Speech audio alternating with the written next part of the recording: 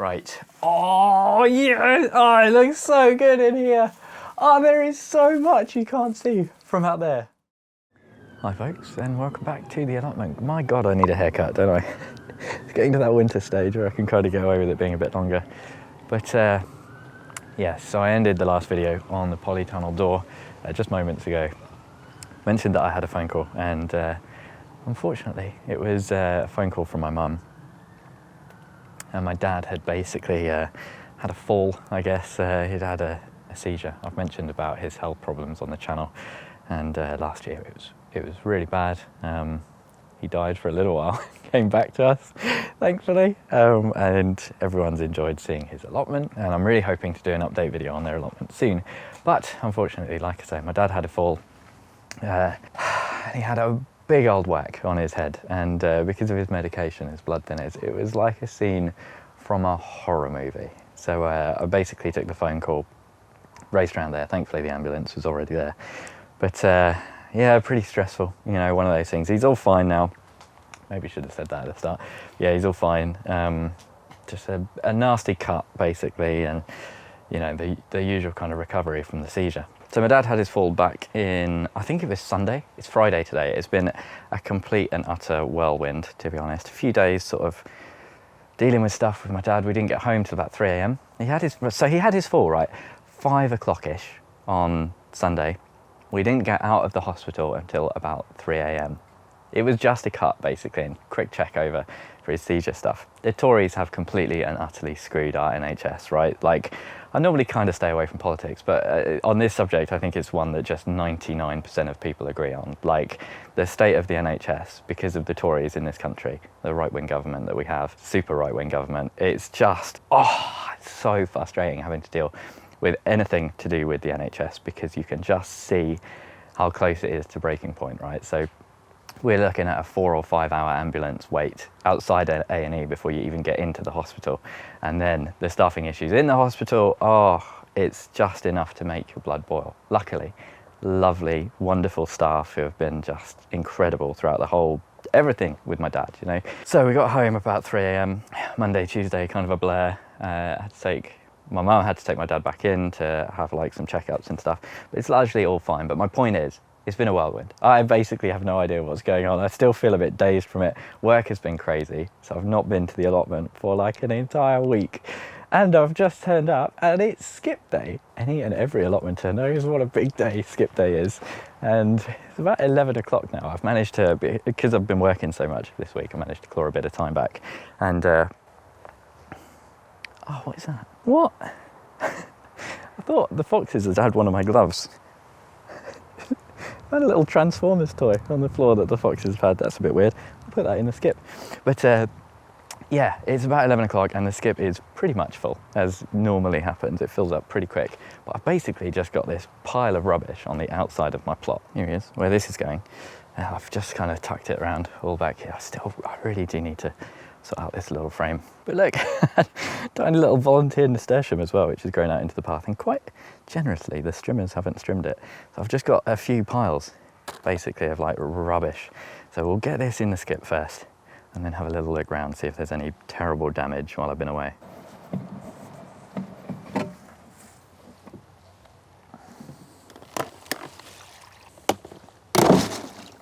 This is one of those boxes that isn't meant to be left out in the sun. Real shame to have been that, but completely useless at this point, these boxes. And there must be a few piles of other bits on the allotment, I'm sure, that could do with going in the skip, so I'll have to have a look around for them.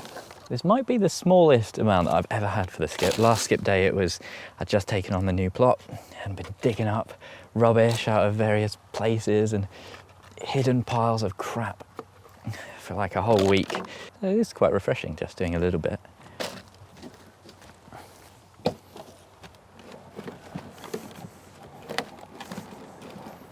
Right, that lot has been skipped away. And I'm looking around the allotment and you always get a bit nervous, don't you, when you've been away, and the weather has been terrible as well. We've had really stormy high winds and it's been a little bit in the back of my mind.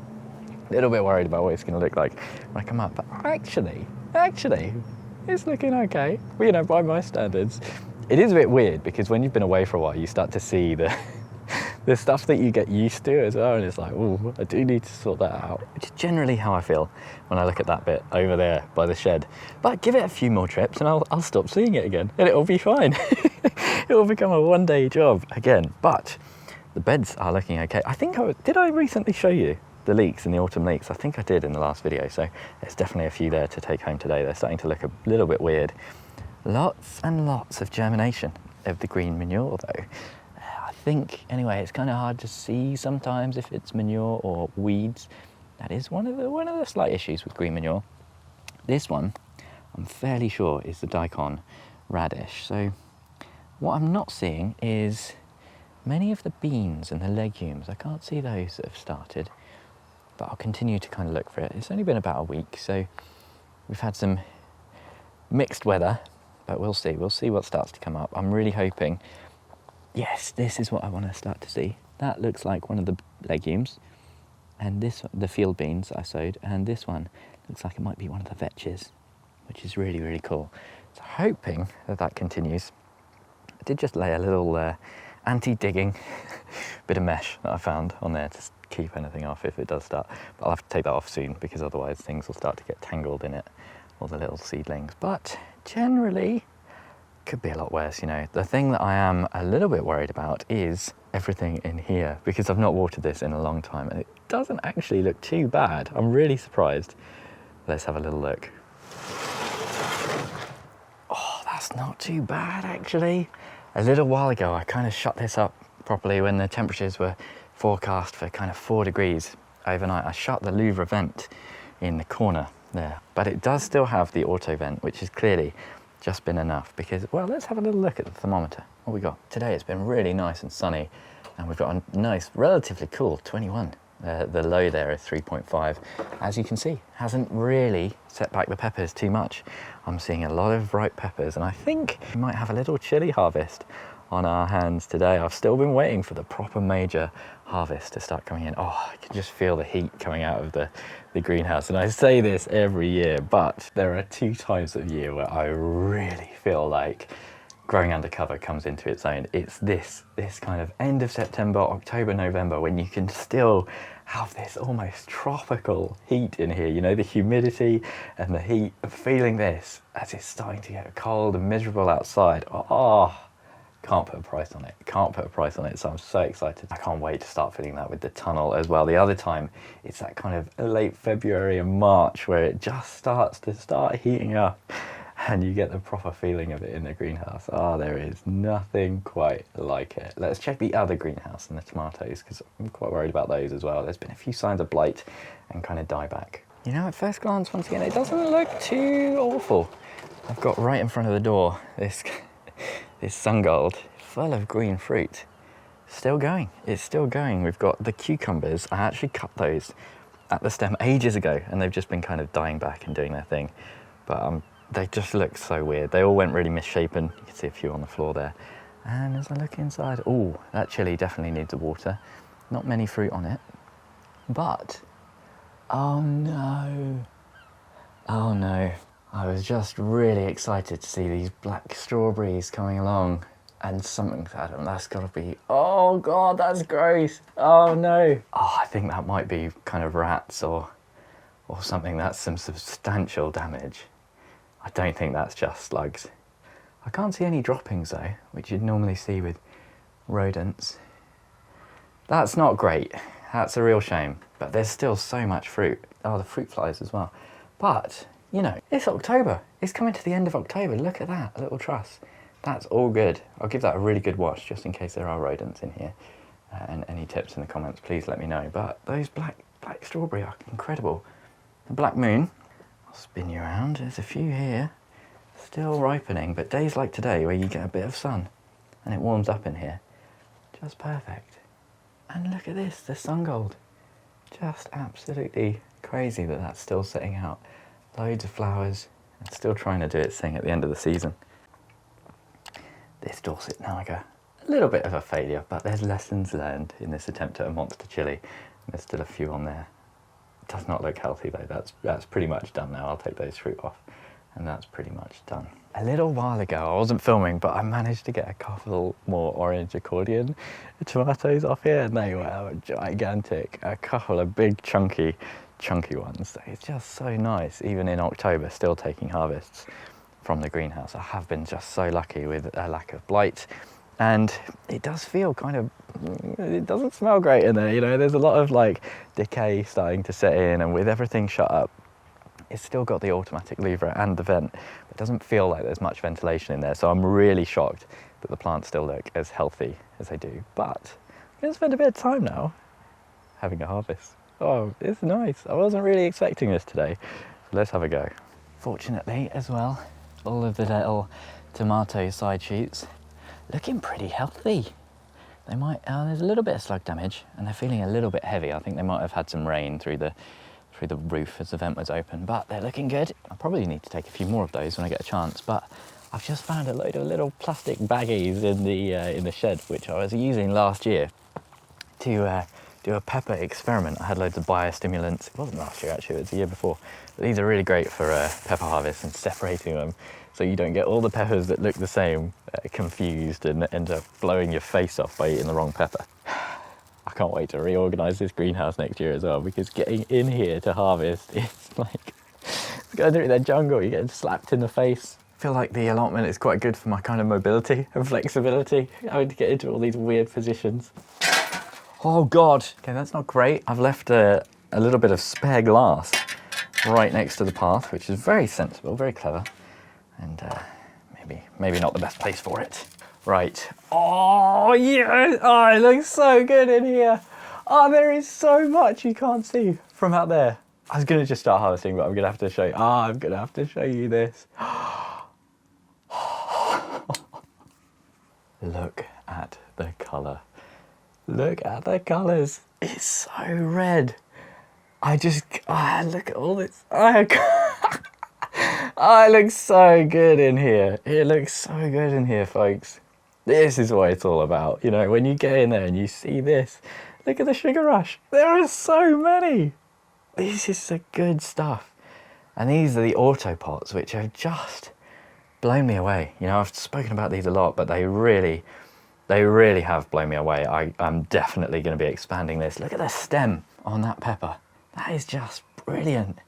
That is so cool. And compare that with the potted plants. Yeah, they're okay, but they're just a different caliber. Oh no, I was saying about the watering. Look at that Archie mango.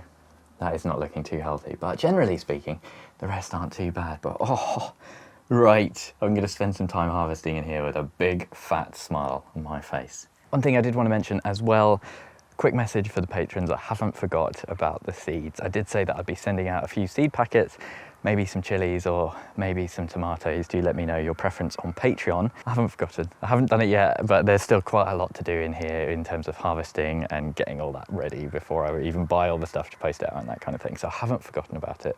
I will get around to it at some point. Feeling a bit spicy. Been tasting a few. Let's go. I didn't realise I was quite as spicy as I am. We're in the tunnel now, and I've got to talk about Pepper X. Of course I have. So down here, I've just been looking at my 7-pot Primo plant, and something has gone wrong with this one. So we've got these quite small, slightly deformed pods, which are brown. They're meant to be red, and they're a little bit small, which is a real kind of, when you see an entire plant is putting out fruit that's a bit small or like a bit weird and it's the wrong colour, it's normally a sign that the seed is a little bit off. It's kind of crossed with something, or it wasn't quite stable. But of course, just a few days ago, new world record for the hottest pepper ever. And I love the conversations it's causing. It's a little bit of a hot topic, you know. And that 7-pot Primo, a lot of people think one of the hottest, or well, a lot of people think the hottest pepper in the world. And the Carolina Reaper, obviously officially, quote unquote, the hottest pepper in the world. But what a lot of people don't know is that the Guinness World Records, they don't have chili experts. There's no chili experts that work for the Guinness World Record company or Guinness or whatever. There's a lot of those records are in fact kind of marketing. You know, you pay a substantial amount to Guinness to get those records, and Pepper X, it's out there now. We kind of been in the community wondering whether or not it would ever, you know, be released or come out. And the big thing is he's not really selling seeds. So I'm kind of watching this space. I want to see the pepper heads get their hands on it. People like Johnny Scoville, who know they're hot peppers. There's a channel, Chase the Heat, I'll link in the below description. You know, I want to see what they think before I offer any opinion about that kind of stuff, you know. But we have had a wonderful little harvest, and it's all bagged up, so let me make it a little bit more presentable. Ta-da, the magic of editing. Now, it's not like there's still so much on the plants, that's the thing. It's really surprised me, the Sugar Rush especially, these Sugar Rush long peach, they take such a long time. And the main way that I'm kind of determining the ripeness of a lot of these is their squidge. See how much squidge they got. If they're squidgy, they're probably ripe. If they're still really firm and they're not quite that full colour, then they're probably not ripe. These ones are a little pale, which has kind of caught me out. A few more of the Sugar Rush stripy. Oh, just gorgeous, absolutely so cool. A few of the birch just coming in, some of these Dorset Nagas. There are, you know, there's a little harvest there, there's a little something. You know, that's enough to blow your head off and possibly kill your enemy, you know, but yeah, it's not the most fantastic harvest. This one of my favourites, the Champion Pepper. Talking about this one, this has been the surprise of the season. One of those ones, it was in the Chilli Chump seed kit. I thought, wasn't expecting anything, just gave it a go, but such a delicious sweet pepper. It's still got that heat. It's a chili, don't mistake it, but lovely sweetness. Really impressed with this, just such a delicious flavour. Really nice. I've been snacking on these quite a bit, quite mild. And then the Korean peppers at the back, these are huge. These are all from the auto pot, really nice and chunky. Once again, nice and squidgy, nice and ripe. I've not actually tasted these. Audrey was saying, from Real Food Comes Dirty, who gave me the seeds for these, she was saying she had one and it blew her head off. She really wasn't expecting it to be so hot. I wasn't expecting it to be so hot in the tunnel today. It's absolutely roasting, but let's give this one a go. These are best dried, so I've been drying a few of them at home, but I've not properly tasted it yet. Ooh, oh, it's sweet. It's really quite fleshy and juicy, which I wasn't expecting because they dry so well. And they start to dry on the plant, actually, when they're really ripe. You can tell it's one that's bred for drying, but it's really juicy, really just sweet. I'm not getting any heat yet. Just had a little bit, but that is a delicious flavour. It does taste a lot more like a bell pepper. There's a real bell pepper kind of flavour coming on. Maybe like an ever so slight hint of that smoky cayenneness, but to be honest, if I made pepper flakes from this, I don't think it would be too hot, so I might be sneaking in a few little hotter peppers as well. Speaking of hotter peppers, look at these, the 7-pot brain strain. Their size of these pods, I still can't get over it. Every time I see them and start picking them, it shocks me, just blows me away. Now this is probably one of the hottest peppers I've ever grown. It's certainly the most successful super hot I've ever grown, and obviously we never quite hit that target of 50 patrons, so thankfully I haven't had to eat one of those, but I did say when I hit 50 I would eat whatever the hottest pepper was that I grew this year, and we're not quite there yet. So an extra special thank you to all my patrons, my Chilli Pepper Tier patrons, especially Tony, Bill, Pam, Louise, Mel, Michael, Denise, Socks in the Garden and Andrew. And thank you to Louise, one of my patrons, for giving me the seed for that 7-pot brain strain. Now, while we're on the subject of money, I was having a conversation with one of my friends the other day, and he was really surprised that I hadn't said anything on the channel or on my Instagram about Israel and Palestine. And I know this is a bit weird at the end of a super happy video about chili peppers, but I'm going to talk about it anyway. So I kind of said to my friend, you know, what do I have to, like, what's the point of me talking about this? I have this tiny little platform. The international community are looking to the Naturally JB channel to condemn or support this or anything. And he kind of got that and was like, yeah, he was just surprised because I have very strong opinions on it. And it affects me. I talk about it a lot to my friends and this kind of thing. And you know what? I think he's right, actually. This channel is not a career for me. I don't care if they're talking about this. Torpedoes my subs. We're about to hit 10K. So if it halves and then we eventually get to 10K one day and it's people who better share my views, I'm more than happy with that, you know? So I don't really care about that side of things, but I just didn't really feel like I had much to offer. But I was thinking about it, and this channel is really about my experience. It's about the things I bring to the garden with me. I was talking about all that stuff with my dad. It's about my experience in the garden. And I can't divorce that from the outside world and the systems that we live in. They all affect us, right? And so for the past week, it's been weighing on me massively. you know? Every day I see images of like crying fathers holding bodies of their children and this kind of stuff. And yeah, I get it, like this is meant to be an escapist kind of thing, like people, they want to escape from the reality, and it's like, well, it's not that hard, is it? You know, we're not living in a war zone where, you know, like, oh, I'm so sorry that, you know, you've got to think about this or maybe see a tiny little bit of it. Like, imagine living it.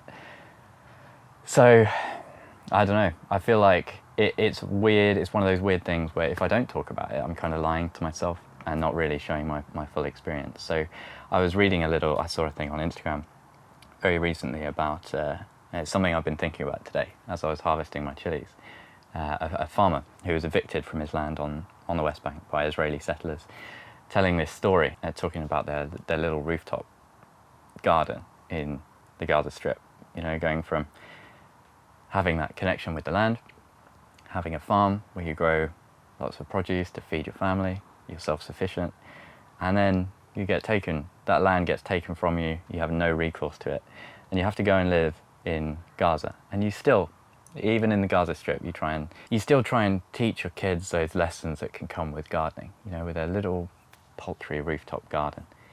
One of the things that has really frustrated me about all of the coverage of Israel-Palestine very recently is it is focused on the last 10 days. It's acted as if there isn't a 70-year history to this conflict, and it is just full of false equivalencies, and I find it infuriating, you know. I don't know, it just stays with me, you know, like I'm thinking about it pretty much all the time. And this month I will be donating all of my YouTube revenue to Médecins Sans Frontières, Doctors Without Borders, you know, who have done amazing work. And it's just really depressing. We have not only a government that supports